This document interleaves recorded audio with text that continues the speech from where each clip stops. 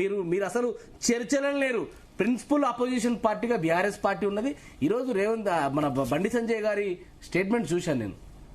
అసలు ఆయనకి ఏమైనా సంబంధం బోడగుండకి తోకకి ఏమైనా సంబంధం లేకుండా మాట్లాడతారు. ఆయన ఏం మాట మాట్లాడతారు బండి సంజయ్ గారు అంటే రేవంత్ రెడ్డి గారికి ఈరోజు కష్టం వచ్చింది కాబట్టి, రేవంత్ రెడ్డి గారు ఈరోజు డిఫెన్స్ లో పడినారు కాబట్టి, ప్రభుత్వం మొత్తం డిఫెన్స్ లో ఉంది కాబట్టి, అప్పర్ హ్యాండ్ బీఆర్ఎస్ పార్టీ అయింది కాబట్టి దాని నుంచి డైవర్ట్ చేయడం కోసం మళ్ళీ కొత్త డ్రామా తీసుకొచ్చిండు.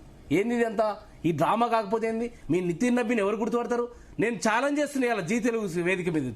నేను మీకు ఇప్పుడు ఏది మన మీ ఎమ్మెల్యేలు ఉన్నారు కదా, శాసనసభ్యులు ఉన్నారు కదా, ఆదిలాబాద్ కావచ్చు, నిర్మల్ కావచ్చు, ఇంకా చాలా మంది ఉన్నారు కదా, అక్కడికి వెళ్దాం, ఒక గ్రామంలో నిలబెడదాం. ఈయన ఎవరైనా ఆయన కానీ గుర్తుపెట్టారనుకో మీరు ఏదంటే సిద్ధం.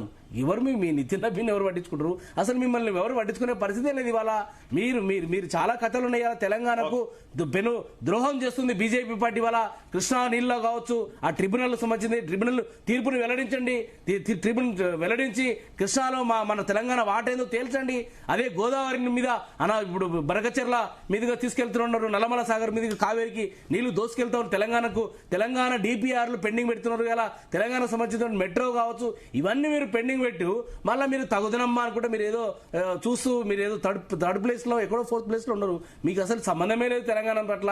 తెలంగాణకు తీరని ద్రోహం చేస్తుంది బీజేపీ పార్టీ. వల్ల మీరు మాట్లాడతారా? పక్క రాష్ట్రానికి ఏం నిధుల వరద పారిస్తారు, తెలంగాణకు వచ్చే వరకు మొండి చేసి చూపిస్తుంది. ఏం ప్రాజెక్ట్ తీసుకొచ్చారని మీరు ఇలా నేను ఛాలెంజ్ చేస్తున్నా. ఇవాళ మీరు మీరు మీరు మీరు అంటున్నారు కదా కాంగ్రెస్ బీఆర్ఎస్ ఒకటి అని చెప్పేసి మాట్లాడతారు కదా. నేను స్పష్టమైన ఆధారాలతో సాగిస్తున్నా.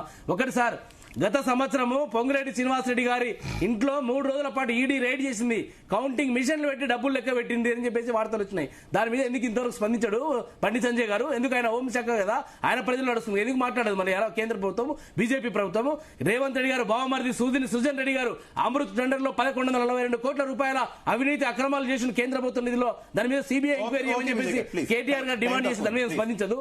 అదే కాకుండా సార్ ఇప్పుడు ఈ బొగ్గు ఏదైతే సింగరేణిలో 40 లక్షల మెట్రిక్ టన్నుల బొగ్గు మాయమైపోయింది, 1600 కోట్ల రూపాయల రాష్ట్ర ప్రభుత్వం నష్టం జరుగుతూ ఉంది. దాని మీద ఎంక్వైరీ చేయమని మా party working president Kishan Reddy గారికి లెటర్ రాస్తే ఎందుకో స్పందించదు.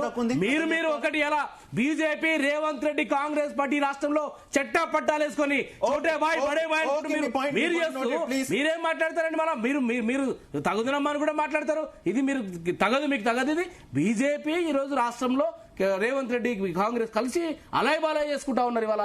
అంతే తప్ప ఇంకా ఏం చేస్తున్నారు ఇవాళ? వీళ్ళు ఒకటి మేము ఎప్పుడు కూడా వారితో ఎవరితో చేతులు కలపదు. మేము ప్రధాన ప్రతిపక్షంగా ప్రజల పక్షంగా పోరాటం చేస్తున్నాం.